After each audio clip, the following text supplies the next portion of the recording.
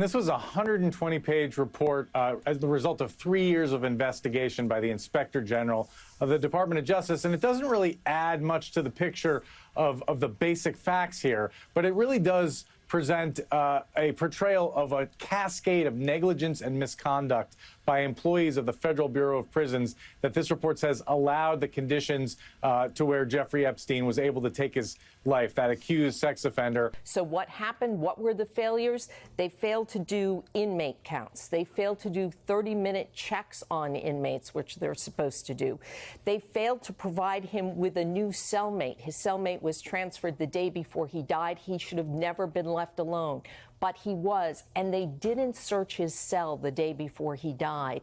And they don't know, in fact, when the last time his cell was searched. And after he died, they found he had been hoarding bed linens and had torn them up and made nooses that they found in his cell.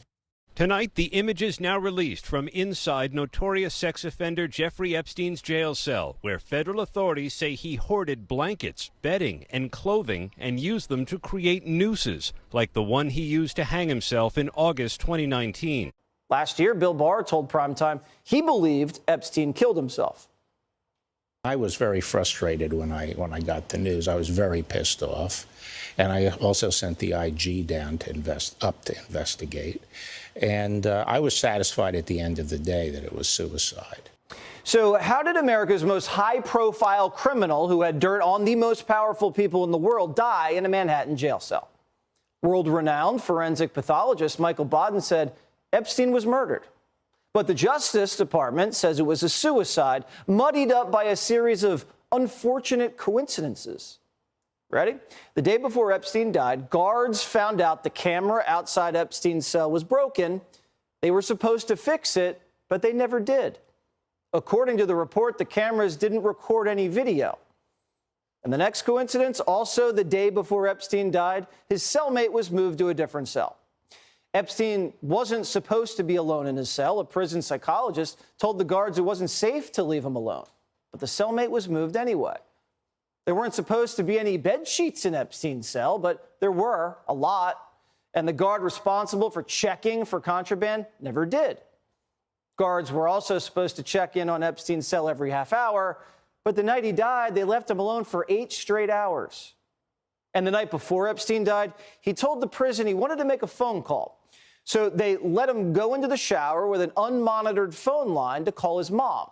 But here's the thing. Epstein's mom died in 2004. Well, who did he call? We don't know. The FBI didn't interview this mystery person, but they talked to their lawyer. And the lawyer said Epstein and this person talked about personal things like books, music, and hygiene. Epstein was facing life in prison, and he made a call to talk about dental floss. That's the Justice Department story. The feds say there's no foul play there. Over a dozen prison workers made a series of mistakes. That's it. You still think somebody killed him? That's a conspiracy theory.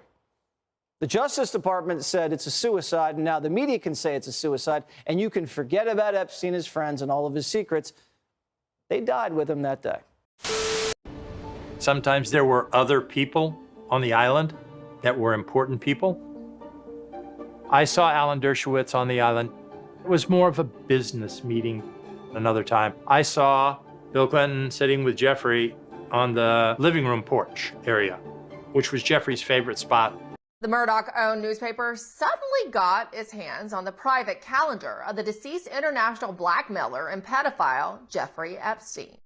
Epstein took meetings with many prominent people in our government, including the current CIA director, William Burns, and Barack Obama's White House counsel, Catherine Rumler. He also met with famous academics like Noam Chomsky and college presidents, too. These meetings were all planned after Epstein was convicted and put in prison in 2008. So these people all knew exactly who Epstein was. In response to the story, the CIA was forced to issue a statement about Epstein's meetings with director William Burns. Quote, the director did not know anything about Epstein other than that he was introduced as an expert in the financial services sector. They had no relationship, end quote, says the CIA. The Daily Mail is reporting that Ghislaine Maxwell visited the White House with Jeffrey Epstein in 1993. The Daily Mail says Epstein visited the White House at least 17 times from 1993 to 1995 while Bill Clinton was president. A spokesperson for Mr. Clinton declined to comment on the report. The Daily Mail says the story is based on White House logs obtained through the Freedom of Information Act request. It hides in plain sight. Epstein was hiding in plain sight. We all knew about him. We all knew what he was doing. But we had no one that was, legal aspect that would go after him. They were afraid of him. For whatever reason, they were afraid of him.